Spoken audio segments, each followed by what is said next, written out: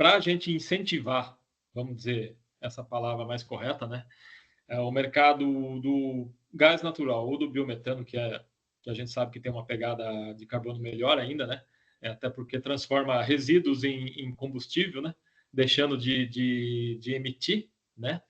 Na atmosfera os gases poluentes, o metano principalmente, né, Gabriel? Você conhece muito bem, mais do que eu, né?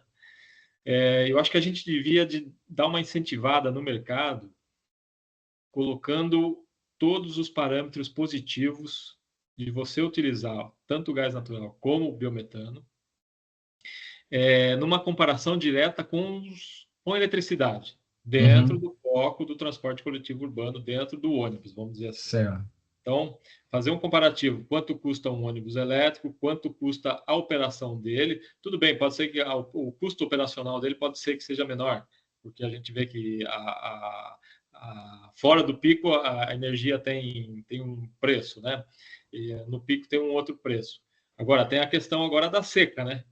Já estão falando que os reservatórios já começam a baixar demais até, né? E isso tende a influenciar no valor da energia também, né? Então, o custo operacional do ônibus pode ficar mais caro. E a questão da infraestrutura, de investimento da infraestrutura. Quanto impacta diretamente do bolso do operador, no bolso do governo e no bolso do passageiro e tanto da sociedade, porque quem acaba pagando isso aí somos nós, né? E fazer uma comparação junto com quanto custa um ônibus a biometano, a gás natural, qual a necessidade de infraestrutura. Essa relação pode incentivar o operador a falar assim, oba, eu tenho algo que é real, que é viável, que custa menos. A melhor pegada de carbono com o menor preço investido. Tem aquela questão também que pode o operador explorar os créditos de carbono, né? Seja lá por programas governamentais, programas de instituição financeira, que topam realmente apostar nisso, né? E trazer esse sentido verde para o transporte, não apenas com a eletricidade, mostrar que o Brasil tem outras opções. Além do nosso caso agora que a gente está conversando, discutindo, temos também o diesel verde, que está ainda em processo de desenvolvimento, que está bem devagar, mas está aí, né? Deveria estar mais acelerado, mas a gente sabe que interesses também acabam prejudicando tudo isso aí, né? E explorar bem esse tema, porque não dá para a gente ficar na mão de lobbies só da eletricidade, né? O biometano, conforme eu te falei, transforma qualquer dejeto, qualquer lixo, qualquer esgoto em gás, em combustível, evitando-se que o metano vá para a atmosfera e polua ainda mais o nosso meio ambiente tão degradado, né? Em combustível limpo. Então, isso que a gente tem que explorar, seja por meio de associações, seja por meio de sindicatos, seja por meio de eventos, né? Tentar trazer o operador para esse lado também, para ele conhecer, não ficar preso naquele histórico negativo do gás lá da década de 80, em que os motores não eram evoluídos, a qualidade do gás era ruim, não tinha fornecimento de gás o suficiente. E hoje a gente vê um cenário totalmente diferente, né, Gabriel? Os motores são muito modernos, limpos, a qualidade do gás é outra, a infraestrutura.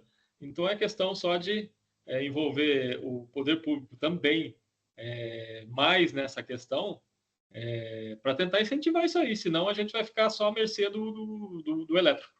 O que acontece, né, Antônio? Eu acho que vale a pena a gente dar até assim um passinho atrás, né? Por que que isso é importante, né? Essa discussão da sustentabilidade. Ah, isso é legal, isso é um marketing, isso é para ficar bem na foto. Enfim, não, assim, não é nada disso. Quer dizer, no mundo todo, hoje, quando se discute a sustentabilidade, se discute de um ponto de vista das finanças, dos negócios, né? Sim. Do resultado econômico. Porque no final das contas, o que a gente está falando em termos de sustentabilidade é a gente reduzir riscos. E esses riscos, eles têm impactos no resultado das empresas, né? E na sociedade como um todo. Então, por que a gente fala da mudança climática e tal? Quer dizer, a gente acabou de viver uma situação de uma crise ambiental brutal, com um efeito devastador no Rio Grande do Sul, né, que é uma consequência direta dessa mudança climática, direta e inequívoca, né? E muitos outros exemplos a gente já teve aqui no Brasil, é que muitas vezes a gente esquece, né? Então, seja por excesso de chuvas ou por falta de chuvas, seja, enfim, por falta de ventos ou excesso de vento, enfim, todas essas condições climáticas elas afetam a sociedade como um todo. Isso é um ponto assim, é inegável, a ciência já ultrapassou essa barreira da dúvida do será que é, será que não é, mais de 3 anos atrás. Tá? Então, isso é um ponto importante. E isso não é uma coisa para os nossos filhos, para os nossos netos. Tem muito esse discurso também do pessoal do meio ambiente, não, porque a gente tem que salvar o planeta para os nossos filhos.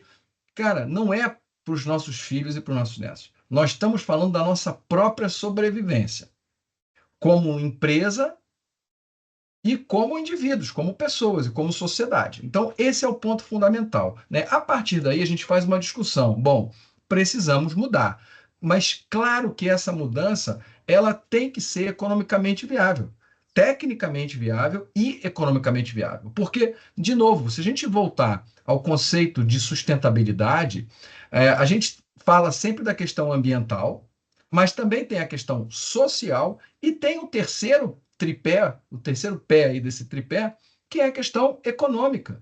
Se uma iniciativa ela tem um objetivo ambiental e ou social, mas ela não tem um objetivo econômico, ela não é considerada sustentável. Ela pode ser um ato, enfim, de caridade, pode ser, enfim, beneficente, pode ser um monte de coisas que são legais, mas ela não é sustentável.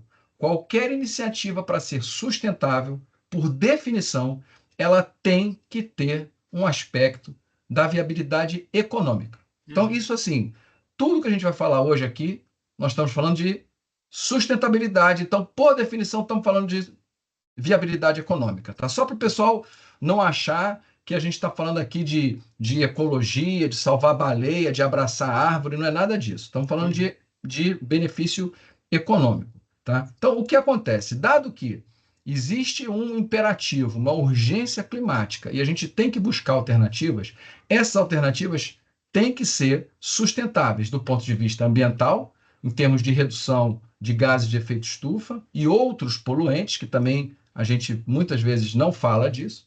Ela tem que ser sustentável do ponto de vista social, qual é o impacto disso no entorno das nossas empresas, das nossas comunidades, das nossas cidades, né? E ela tem que ser sustentável do ponto de vista econômico. O que é o biometano? E aí, só para conceituar também, quem talvez não esteja acompanhando a gente, né? O biometano ele é o gás decorrente da decomposição da matéria orgânica. É um processo da natureza. Desde que o mundo é mundo, as plantas e os animais, eles morrem ou eles geram dejetos e, enfim, esses resíduos orgânicos, eles são consumidos por bactérias, e essas bactérias vão decompondo aquela matéria orgânica e elas exalam esse biogás. O que é o biogás? O biogás ele é parte carbono e parte metano, parte CO2 e parte o CH4, que é o que nos interessa, que é o que tem o valor energético. O que a gente faz na produção de biogás é simplesmente tornar isso um processo industrial, controlado e otimizado. Mas é o mesmo processo que a natureza faz há bilhões de anos. Tá? Então, essa produção de biogás, a partir, como você falou, de vários tipos de resíduos orgânicos, de resíduos sólidos urbanos, né, que é o nosso lixo residencial, de tratamento de esgoto, de resíduo da agroindústria, da cadeia de proteína, criação de aves e suínos, da indústria leiteira, enfim, da indústria sucroalcooleira, resíduos de diversas outras culturas, né? Todos esses resíduos orgânicos, eles podem ser aproveitados, então, para a produção de biogás. Esse biogás, ele sofre um tratamento, uma purificação, da mesma forma que a gente não usa o gás natural da forma que ele sai do chão, a gente não usa o biogás da forma que ele sai do biodigestor. Ele precisa sofrer uma Sim. purificação, um tratamento, que ele vai retirar determinados contaminantes e principalmente separar o CO2 do metano. Isso é uma coisa muito interessante, como você falou. A gente fala muito da redução dos gases de efeito estufa, do CO2. O CO2 não é o único gás de efeito estufa. O metano também é um gás de efeito estufa. Então, quando a gente faz um projeto de tratamento de resíduos, de aproveitamento desses resíduos para a produção de biogás, na verdade, ele não só é um projeto energético, de produção de uma fonte energética interessante, mas ele é um projeto de saneamento também, porque ele reduz essa emissão de metano, né, para a atmosfera. Então você ganha duas vezes, porque você substitui o combustível fóssil lá na ponta, seja o diesel no ônibus, seja o GLP numa indústria, seja, enfim, um combustível fóssil, algum outro combustível fóssil na geração de energia, ou num processo industrial, ou no nosso uso residencial. Então, você está substituindo um combustível fóssil por um combustível que é renovável, né? E você está, ao mesmo tempo, evitando essa emissão de metano lá na decomposição da matéria orgânica. Então, você está ganhando duas vezes. E isso tudo se traduz num serviço ambiental que é prestado pelo produtor de biometano.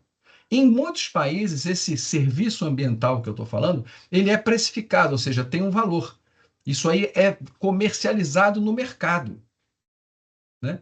No Brasil, a gente ainda não tem esse mercado regulado, mas isso é uma coisa que está em andamento. Então, bom, retomando aqui a conversa em termos do combustível, para a gente aterrissar aqui no papo nosso da mobilidade urbana. Então, o biometano é esse biocombustível, ele é idêntico ao gás natural tradicional. Quem mora em municípios que são atendidos pela rede de gás canalizado está acostumado com o gás natural em casa ou até nos postos de GNV. O biometano é exatamente o mesmo gás, só que o que a natureza demora 400 milhões de anos para fazer e transformar lá o dinossauro morto no gás natural, que a gente conhece, né, a gente consegue fazer em 2 semanas numa unidade de produção de biometano, num biodigestor, num reator anaeróbio. Tá? Então, assim, mas é o mesmo gás, é a mesma molécula, quimicamente ele é idêntico. Tá? Sim. Só que ele é renovável e a gente consegue produzir ele, né, renovar ele muito mais rápido. Bom, então, assim, para quem trabalha em regiões, né, para as empresas que estão estabelecidas em municípios, em regiões que são atendidas pela rede de gás canalizado, eles têm essa opção do GNV tradicional, que é excelente. Apesar dele ser fóssil, ele já reduz pelo menos 20% as emissões de gases de efeito estufa, né, do CO2, que eu comentei, mas uma coisa que a gente não fala muito, ele reduz em mais de 90% as emissões de outros poluentes, principalmente material particulado e inox. Material particulado, quem é do mercado sabe, é aquela fuligem, a fumaça preta que sai do escapamento, né? Mas para o público em geral, isso é o material particulado. E o NOx é um componente químico dos derivados de petróleo que é extremamente prejudicial à saúde humana. O gás natural ele não gera esse componente, esse poluente. Então, o gás natural, apesar de fóssil, reduz em até 20% as emissões de gases de efeito estufa e em mais de 90% as emissões de outros poluentes. Além disso, a gente sabe que o gás é muito mais barato do que o diesel. Então, de cara, a gente já tem esse benefício. Para quem tem as empresas situadas em municípios que não são atendidos pela rede de gás natural, a opção, que é uma relativa novidade, é o biometano, né? O GNV já está no mercado no Brasil desde o início da década de 90, então temos aí 30 anos do programa GNV no Brasil. O biometano é mais novo, o biometano está começou ali de uns 10 anos para cá, né, e tem pegando muita força realmente, eu diria para você, desde ali um pouquinho antes da pandemia, é que a coisa começou a decolar, né? Aí durante a pandemia deu aquela parada e depois ali 2021, 2022 voltou com força total e muitas regiões, muitas cidades do país hoje já têm essa disponibilidade de biometano, tá? Principalmente no interior do país, né? Que são as cidades que são afastadas da rede de gás canalizado. E o biometano, como eu falei, é idêntico ao gás natural, tem todos esses benefícios do gás, com o benefício adicional de ser 100% renovável, né? E super competitivo, né? Então, quando a gente fala do combustível, a gente comparar o gás ou o biometano com o diesel, a gente sabe que o gás, seja ele o gás natural ou o biometano, ele é muito competitivo com o diesel, tanto que grande parte da indústria, Antônio, saiu fora do óleo diesel e mudou para gás natural. As termoelétricas, antigamente, todas eram a diesel, mudaram para gás natural. Por quê? Porque é todo mundo ambientalista, né? Todas as grandes empresas, todas as grandes termoelétricas são muito ligadas no meio ambiente. Lógico que não, gente, porque é muito melhor, né? Do ponto de vista técnico, E você econômico. tem você tem muito menos perda, enfim, você tem realmente menos emissões, mas você tem menos perda de produto, você não tem roubo de gás, né, como você tem o roubo de óleo diesel. Eu aposto que todos os empresários que estão, né, ouvindo a gente, lendo aqui a gente, convivem com essa situação do desvio de combustível. Isso é uma realidade. Não é no Brasil, não, tá? 4% do óleo diesel nos Estados Unidos é desviado. Nos Estados Unidos. Então, assim, no mundo inteiro, desvio de combustível é um problema. O gás natural não tem baldinho, gente. Então, assim, não tem como o cara levar para casa no final do dia. Então, você, de saída ali, pelo menos uns 5 a 10%, você vai economizar na conta de combustível só na economia do desvio, do roubo. Tá? Fora que você tem um poder calorífico do gás natural muito maior. Quem é acostumado com GNV no veículo leve sabe que com 1 metro cúbico de gás você anda 30% a mais quilômetros do que com 1 litro de gasolina, ou 80% a mais quilômetros do que com 1 litro de etanol. Por que isso? Porque o gás natural ou o biometano, eles têm um conteúdo de energia, um poder calorífico muito maior do que os combustíveis líquidos. E com o diesel não é diferente. O gás natural tem um poder calorífico muito semelhante ao diesel. Então, assim, em termos de eficiência, não perde nada. Potência, torque, não perde nada, né? E você tem um combustível realmente muito mais barato. Então, se você for fazer aquela conta, né, de quantos reais você gasta por quilômetro rodado, o gás e o biometano, eles são realmente imbatíveis em relação a qualquer outro derivado de petróleo, inclusive o diesel. Aí E você além do custo levantou. de aquisição, né, Gabriel? Estou falando do combustível puro e Tá. simples. Do Agora, se combustível você puro e simples. quiser uma Como analogia, no mercado de gás, né, o pessoal usa muito a terminologia da molécula. Quanto que custa a molécula? O que quer dizer isso? Quanto que custa a molécula? Você não compra uma molécula de gás, né? Mas quer dizer o seguinte, que é só realmente o produto. Não tem a logística, não tem a infraestrutura, não tem nada disso. Da mesma forma que como a gente vai comprar combustível, vamos comprar FOB. Qual é o preço do diesel FOB, né? Comprar lá na base de distribuição. Não quer dizer nada esse preço que você tem o frete, você tem a parte de tem seguro, você tem, enfim, outros distribuição. custos, controle de qualidade, outras coisas que você tem que botar no preço. Então, para comparar, de novo, né? É muito complicado a gente comparar maçã com banana. Então, a gente tem que entender esse mercado, como é que funciona, para poder comparar uma coisa com a outra, né? Então, assim, você falou em termos, né? Então, estou falando do preço do combustível em si. Então, o preço do combustível em si, o gás, seja ele o gás natural ou biometano, é super competitivo com o diesel. Em termos de suprimento, né, o Brasil hoje ele produz muito gás natural. O Brasil produz mais de 140 milhões de metros cúbicos por dia de gás natural e só consome 60. Né? A gente sabe que as plataformas de petróleo em alto mar queimam muito gás, jogam fora esse gás porque não tem mercado, não tem como trazer esse gás natural para o continente. São vários investimentos que estão sendo feitos aí, né, em Santos, aqui no Rio de Janeiro, em Sergipe, tem vários portos aí sendo construídos, várias infraestruturas, bilhões e bilhões de reais sendo investidos nessas infraestruturas para a gente poder trazer esse gás natural que é produzido nas plataformas em alto mar para o mercado. Então, assim, o Brasil já produz hoje um volume gigantesco de gás natural. E o volume de biometano está crescendo cada vez mais, né? Então, ano a ano, a gente vê o número de unidades, né, de plantas, de indústrias produtoras de biometano. A gente hoje já produz mais de 1 milhão de metros cúbicos por dia de biometano no Brasil. Então, é um número muito expressivo, assim, em pouquíssimos anos, tá? Estou falando de pouquíssimos anos. Só para ter uma noção, a ANP, Agência Nacional de Petróleo, ela aprovou, ela regulamentou a comercialização do biometano no final de 2017, né? Aí veio 2018, 19, 20, 21 parou tudo. Quer dizer, na verdade, a gente tem aí 4 ou 5 anos de mercado e já estamos com 1 milhão de metros cúbicos, né? Então, E ainda assim, tem é um um mercado. potencial muito maior, né? E o potencial é estimado, né? A Associação Brasileira do Biogás estima o potencial de biometano em 120 milhões de metros cúbicos por dia. Olha que loucura.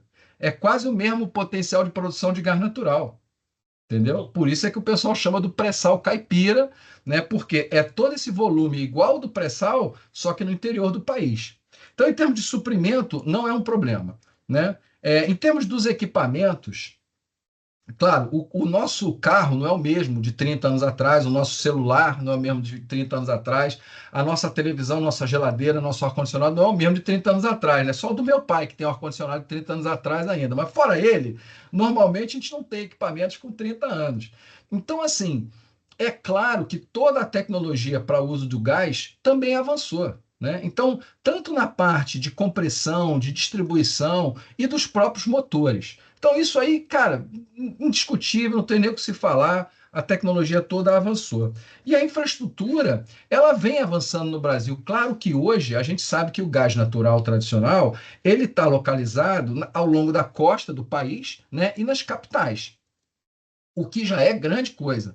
Mas tem muitas cidades do interior que têm gás natural. Aqui no Rio de Janeiro, quase o estado inteiro tem gás. São Paulo tem uma cobertura muito boa, todo o interior de São Paulo, né?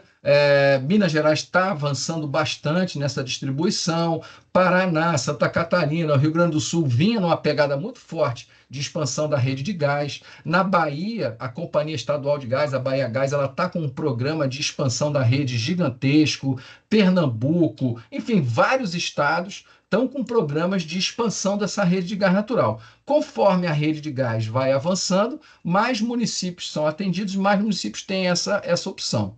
Em paralelo a essa história toda, tem o biometano, tanto nas grandes cidades quanto no interior do país. Então, várias cidades, várias regiões hoje já têm acesso ao biometano. Claro, está começando? Tá começando. Mas é uma coisa que está avançando muito rápido, é importante o pessoal está ligado no que está acontecendo. Então, acho que em termos desses três fatores, suprimento, a questão da tecnologia e a questão da infraestrutura, eu diria para você, em mais da metade dos casos, é uma situação aí dominada, não tem problema nenhum. Sim. E o outro, como você falou, o próprio potencial do biometano é o que tem a capacidade de fazer toda essa diferença, né, num futuro próximo. Né? A gente não está falando futuro de 2050, Não, 2060, não, estamos negativo. falando de um futuro próximo, 2030 no máximo, olha lá ainda. Não, e olha lá, já é uma realidade hoje, né, o que eu estou te falando, em muitas cidades. Eu acho que assim, valeria a pena realmente as pessoas que estão interessadas nessa inovação, que estão interessadas em conhecer, pesquisarem, podem acessar as companhias de gás, podem acessar a Associação Brasileira do Biogás, a Abiogás, podem falar aqui comigo também, não tem problema, eu ajudo, né? Mas assim, é interessante cada um se mexer e falei, vem cá, aí na minha região tem, vai ter, quando é que vai ter? A gente tem todo esse mapeamento, então é uma coisa que está espalhando e é muito rápido, entendeu, Antônio? E no tocante à tecnologia veicular, o Gabriel, a gente tem duas montadoras hoje, duas fabricantes aqui no Brasil, né, que já dispõem de seus produtos, né? Uma é a Scania, a outra é a Iveco. Inclusive a Iveco vai levar o modelo dela na próxima Latibus, né? Uhum. E, e são coisas que já tornam realidade esse tipo de É. combustível dentro da cadeia do transporte, né? Totalmente. E detalhe, né? Outra coisa que a gente não fala, a Mercedes fabrica ônibus a gás aqui no Brasil. Aqui no Brasil. Só que ela não vende, ela exporta tudo, Sim. né? Mas ela tem. A Volvo tem essa opção também lá fora. Todas as montadoras, elas têm a opção do gás natural e do biometano lá fora. Realmente, a Scania foi a primeira, a Iveco já veio logo em seguida. Tem uma opção também muito interessante da MWM, né? Muita gente conhece a MWM da parte de motores a diesel, de motogeradores, enfim, é uma empresa super tradicional, e ela está também nesse mercado dos motores a gás. Ela fabrica o motor, né? Ela não fabrica o chassi, mas se você tiver um ônibus com motor a diesel, você pode comprar só o motor da MWM e ela faz tudo, ela faz todo esse serviço de troca. Ela tira o motor a diesel, que você não perde, você fica com ele lá na tua garagem, no teu estoque, né? Ou se você quiser, você vende, e ela coloca um motor a gás no lugar, faz todas as adaptações e o carro fica perfeito. Quer dizer, é um carro a gás de fábrica, sem tirar nem pôr. E tem uma opção também, Antônio, que eu sempre gosto de lembrar, que é a da conversão diesel-gás. Né? O que é a conversão diesel-gás? Diferente dos veículos leves, dos veículos de passeio, né, que você antigamente tinha a chavinha, hoje em dia não tem mais, né, mas quem é mais antigo no mercado de GNV, tinha uma chavinha que você rodava na gasolina ou no etanol, e aí você virava a chavinha e rodava no gás. Hoje em dia isso é automático. Mas o veículo leve, ele usa ou o combustível líquido ou o combustível gasoso. No transporte pesado, tanto para caminhões quanto para ônibus, é um pouco diferente. Ele usa os dois juntos. Então, é o mesmo motor a diesel que você já tem, não é feita nenhuma intervenção no motor, não tem que furar o bloco, não tem que fazer nada, é simplesmente através do coletor de ar do motor é feita lá uma instalação com o kit de conversão, e aí então esse motor ele vai queimar um pouco de gás, seja ele gás natural ou biometano, junto com o diesel. Qual é a vantagem? Você reduz ali o teu consumo de diesel mais ou menos na faixa aí de entre 30% e 40%, né? Já é um benefício, e você, nesses 30% a 40%, você está reduzindo as emissões e está economizando no custo do combustível também. E, obviamente, um investimento muito menor do que você comprar, enfim, um veículo zero, ou até mesmo você trocar o motor. Então, é uma maneira do empresário, eventualmente, conhecer a tecnologia, conhecer o mercado de gás, saber, entender como é que funciona, sem ter que fazer um investimento muito grande. Né? Existe a possibilidade, inclusive, de fazer isso através de uma prestação de serviço, como se fosse um aluguel do kit. Né? E aí, na verdade, é o seguinte: o preço que você paga no aluguel do kit é a economia que você vai ter da diferença do diesel para o gás. Então, no final das contas, o custo é zero. Então, você está fazendo esse teste, vamos dizer assim, experimentando o gás natural, como é que funciona, a um custo zero. Né? É lógico que como que o diesel, como que o gás vai se comportar em relação ao diesel, vai depender muito da operação, da quilometragem, do tipo de terreno, se tem muito aclive ou muito trânsito ou não, da mesma forma que o combustível, o consumo de diesel varia muito de uma linha para outra, enfim, os empresários sabem disso melhor do que ninguém. Você tem uma diversidade muito grande, né, em relação ao consumo de diesel. No gás é a mesma coisa, mas a relação entre o gás e o diesel, ela é fixa. Isso é uma coisa muito importante que se diga. Então, sempre você vai ter esse benefício. Vai depender da sua operação. O Gabriel, e agora a gente tem que olhar o lado governamental. O que está faltando para ter esse maior estímulo, tanto em gás natural como em biometano, no No transporte transporte. coletivo? A gente vê que o transporte de carga, por ser uma economia, vamos dizer assim, independente, privada, determina, escolhe a melhor tecnologia, e a gente está vendo aí que muitos operadores estão, muitos transportadores estão apostando no caminhão a gás. Uhum.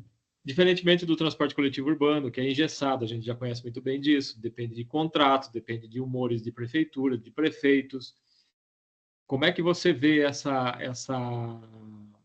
questão da participação, tanto do governo, seja lá nas três esferas, para estimular o gás natural biometano no uso das frotas, né, urbanas, e que tipo de incentivo, que tipo de programas são necessários para a gente ver essa viabilidade, ver o início ter um exemplo, pelo menos, uma cidade que queira fazer um projeto piloto com 10, 20 ônibus, como você falou, Isso. e para dar início, para dar o start, o pontapé para a gente. É isso. Eu acho que uma coisa é certa, né, Antônio? Assim, não, eu acho que não tem mais justificativa nenhuma você fazer esses projetos de demonstração ou de pesquisa. Quer dizer, não adianta a gente testar a lei da gravidade. A lei da gravidade, ela está aí e ela é a mesma e ela não mudou, né? Então, é a mesma coisa. Quer dizer, vamos testar o ônibus a gás. Gente, pelo amor de Deus, o ônibus a gás tem mais de 10 anos, né? Isso não é uma novidade. Aqui no Brasil, lá fora, tem décadas, se usa vários países da Europa, no norte da Europa, Espanha, Portugal, França, Inglaterra. Nos Estados Unidos, mais de 50% dos ônibus novos vendidos são a gás. Há anos, gente, há anos. Então, assim, não estamos falando de nenhuma invencionice, não estamos falando de nada novo. Por que que no Brasil nunca pegou o ônibus a gás? Por uma questão muito simples, que é o preço do diesel. O preço do diesel no Brasil, historicamente, sempre foi muito subsidiado. Então, o diesel, por mais que a gente sofra no nosso dia a dia com a conta de combustível, eu tenho que falar isso. O preço do diesel no Brasil era muito barato. Sempre foi, historicamente, sempre foi muito barato, comparando com qualquer outro país do mundo. Essa realidade, gente, acabou. Não tem mais esse negócio de combustível barato subsidiado. Já era. Então, hoje, o diesel ele tem que concorrer com os outros energéticos de uma forma de um mercado livre, não tem como. Então aí que o pessoal começou a ver, poxa, caramba, mas o diesel é muito caro, né? Então o que que tem de opções? Poxa, uma delas é o gás. Então, assim, isso é um ponto importante a gente esclarecer, né? Eu acho que do ponto de vista federal, o governo tem feito algumas iniciativas, principalmente para fomentar a produção, tanto a produção de gás quanto a produção de biometano.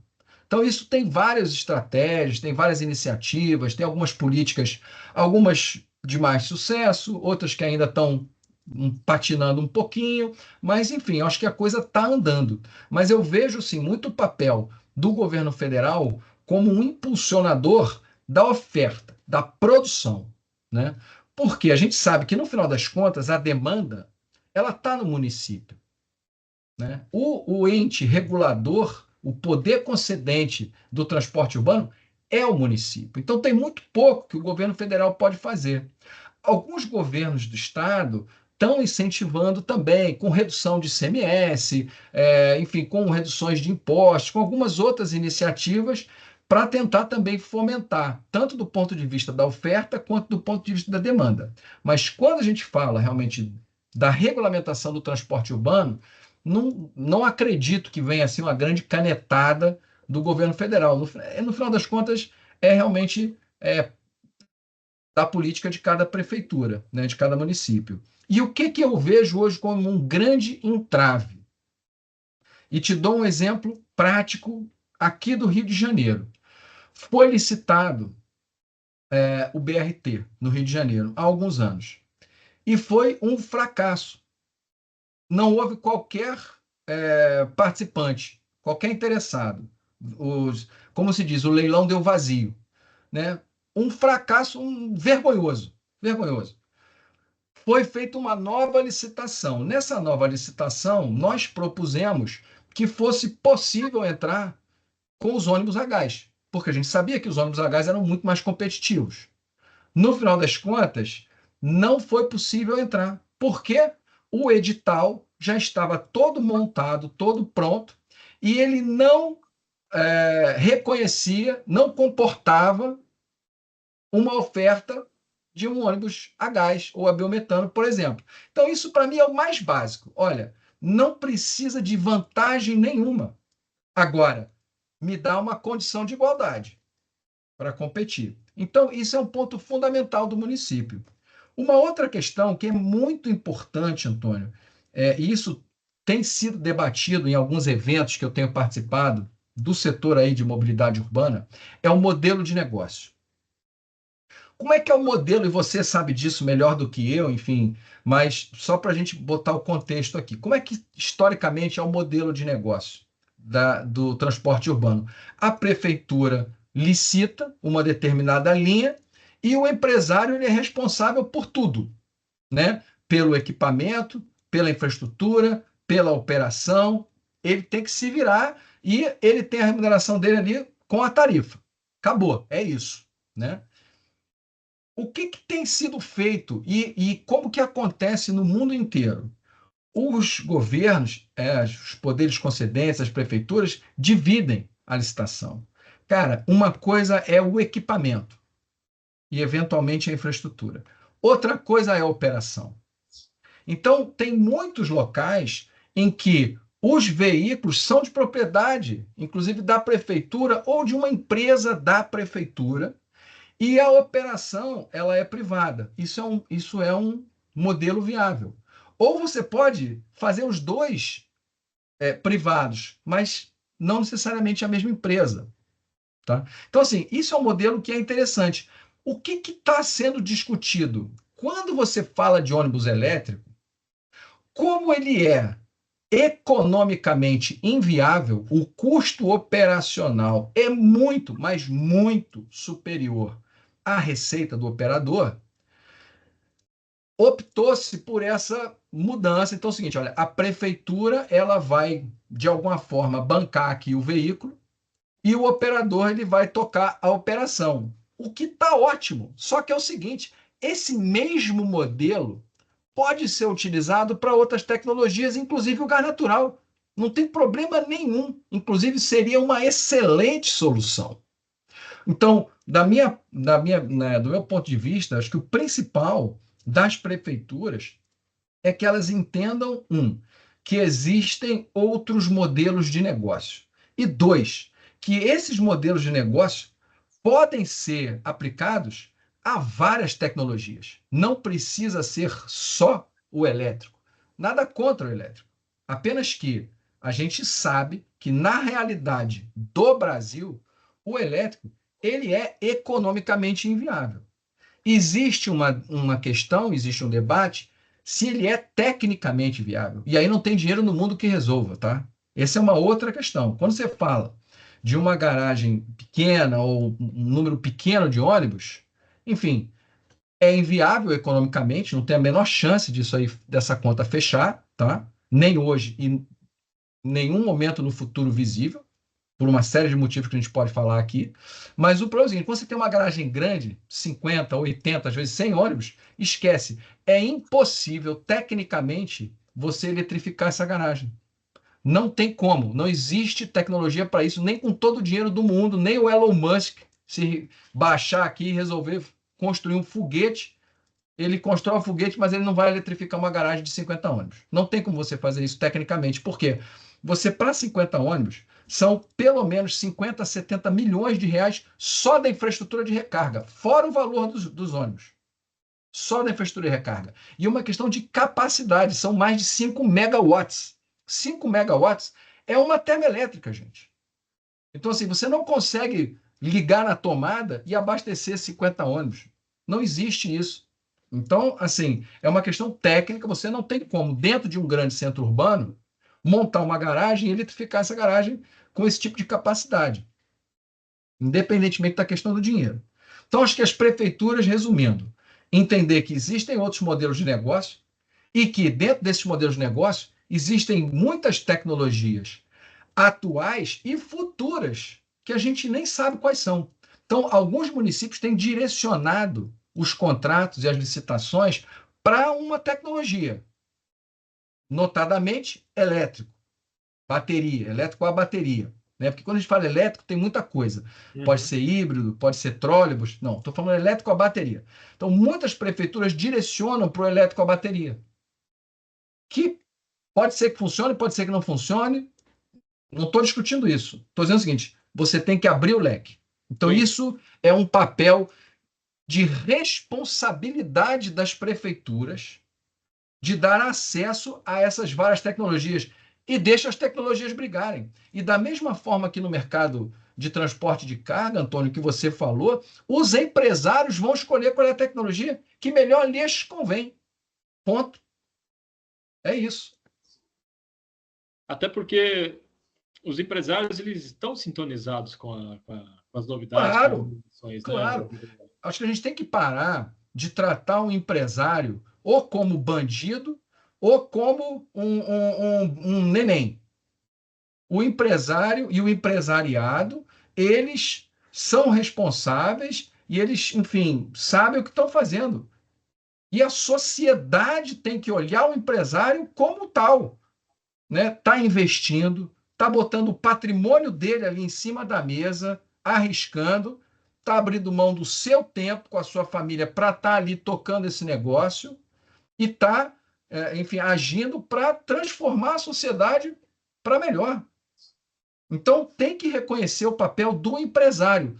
Não é bandido e também não é um neném que precisa ser dado uma madeira na boca, não. Vai ter que andar com as próprias pernas também. Então, acho que a gente fica nessa dicotomia, muitas vezes, de tratar o empresário ou como uma coisa ou com outra. Ele não é nenhum nem outro.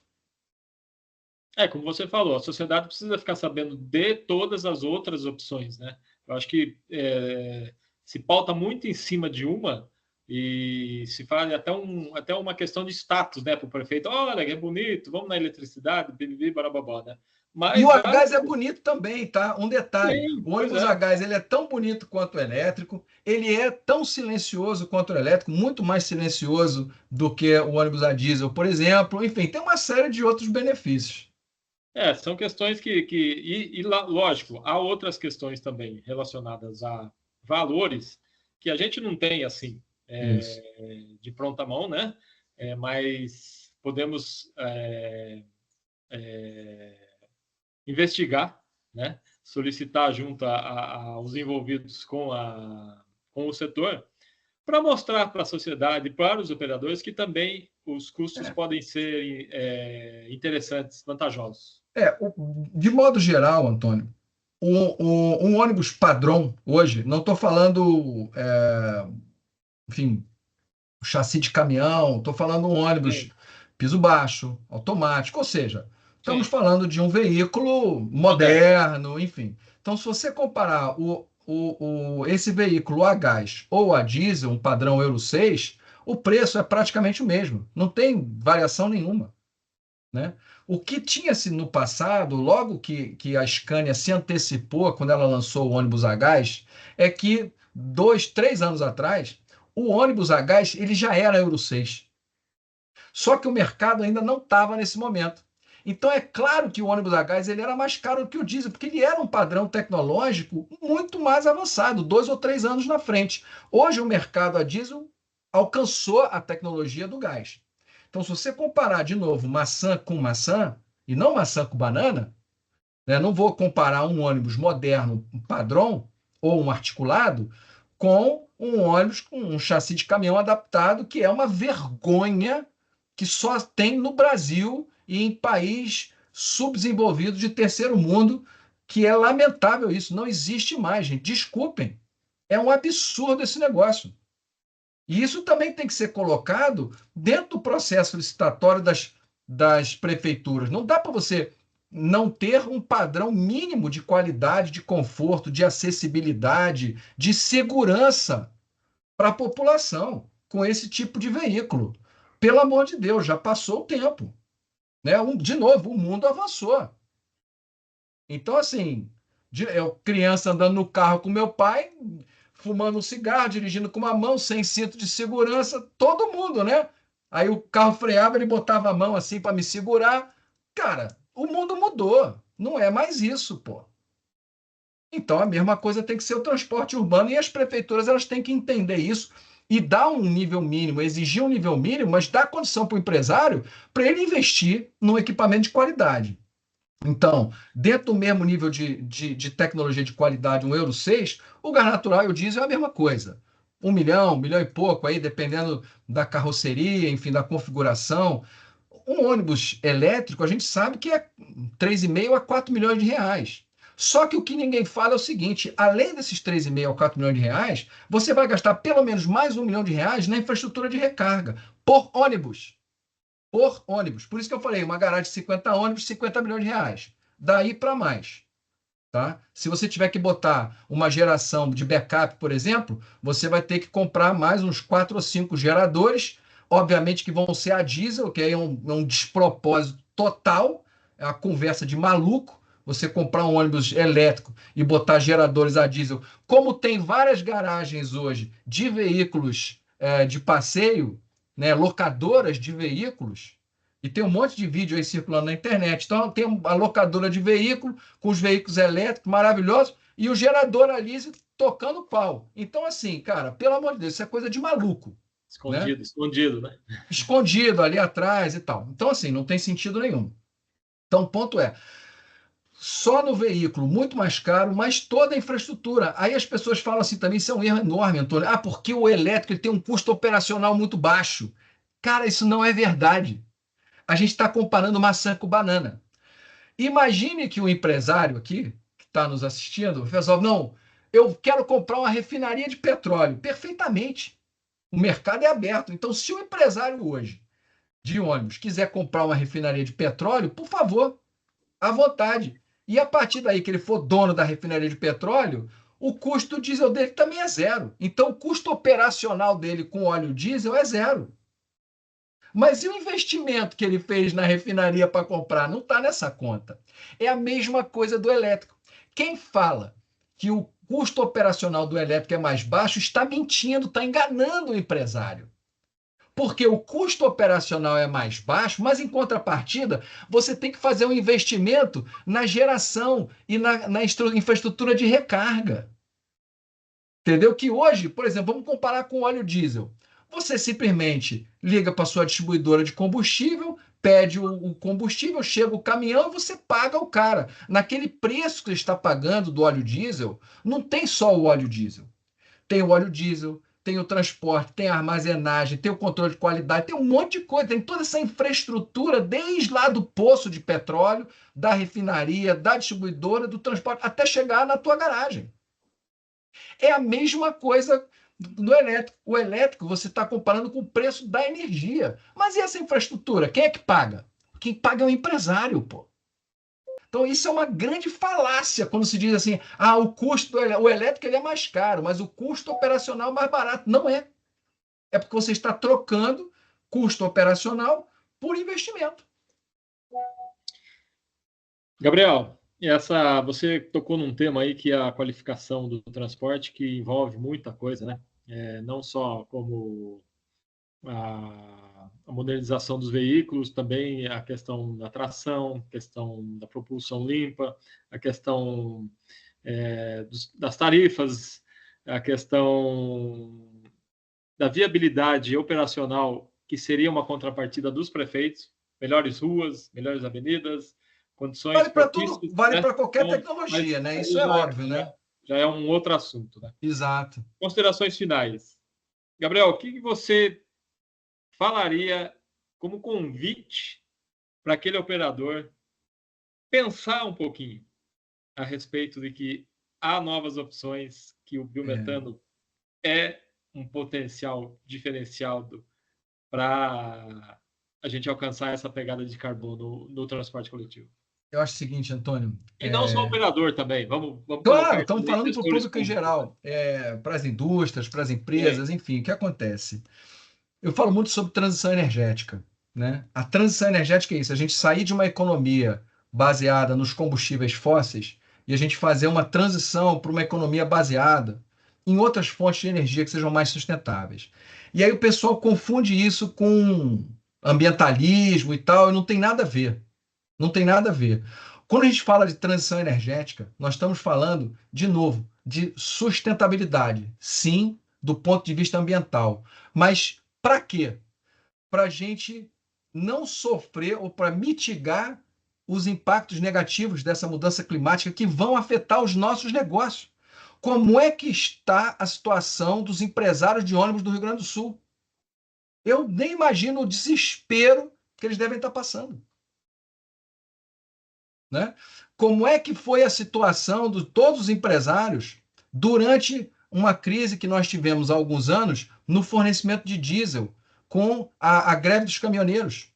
E não tinha óleo diesel. Quem tinha gás natural estava tranquilo. A minha empresa não parou, porque os meus carros são todos a gás.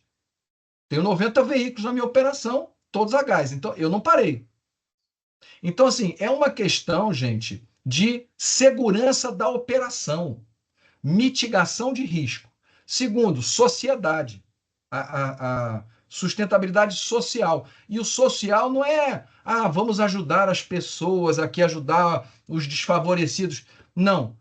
A sociedade, eu estou falando, a nós mesmos, a nossa família, aos nossos funcionários e colaboradores, ao entorno da nossa empresa, as comunidades onde nós estamos inseridos.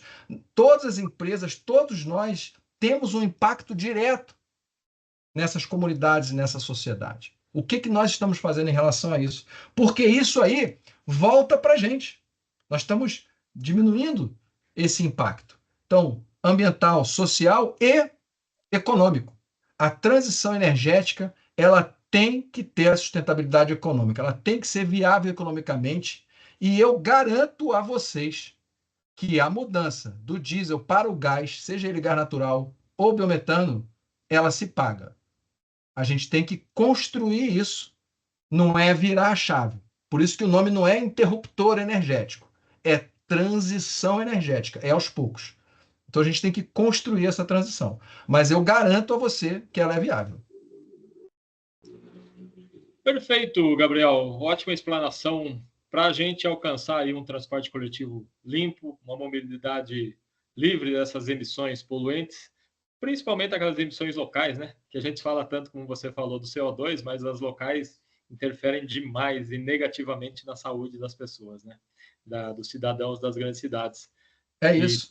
Que é a questão envolvida com o inoxido, né? O óxido de nitrogênio. E essa conta vai para a prefeitura, Antônio. Então a vai prefeitura saúde, né? tem que entender. Gente, 4 anos atrás, nós passamos pela maior crise de saúde pública da história da humanidade. E uma crise de saúde pública com fundo respiratório, que foi a Covid. E a poluição, ela impacta diretamente essa população. Então, é importante para as prefeituras entenderem que isso é um sistema integrado, gente. O ônibus que está na rua emitindo aquela fumaça, essa conta vai chegar para a prefeitura em termos de tratamento de doenças respiratórias, principalmente para crianças. Então, de novo, estou falando aqui de economia, gente, mas a gente tem que entender que a economia ela é conjunta, ela é da sociedade como um todo. Ótimo, Gabriel.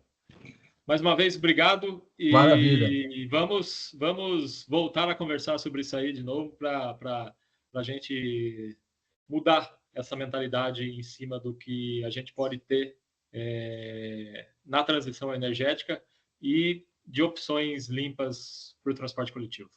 Boa, valeu, Antônio. Um grande abraço aí, um abraço a todos aí. Obrigado, um abraço.